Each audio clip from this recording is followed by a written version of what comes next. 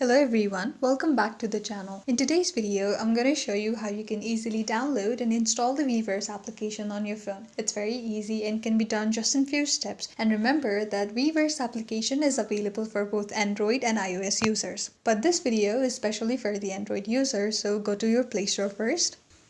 And there at the top you will see the search bar. Click there and then type Weverse. Well, that's the spelling, and now click on the search icon on your keyboard. There, you will see the icon for this application, and right next to it, you will see the install button. Click there and then wait for a while for it to complete download.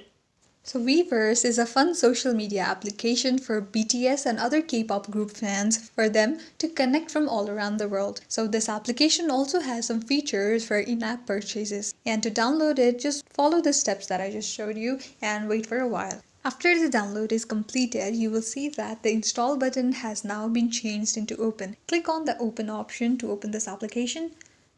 Weverse keeps you updated about your favorite K-pop band BTS, so you do not miss any of the updates or any news. That's it for today's video. Thank you for watching till the end. If you liked it, don't forget to give it a big thumbs up and also subscribe to the channel for more updates.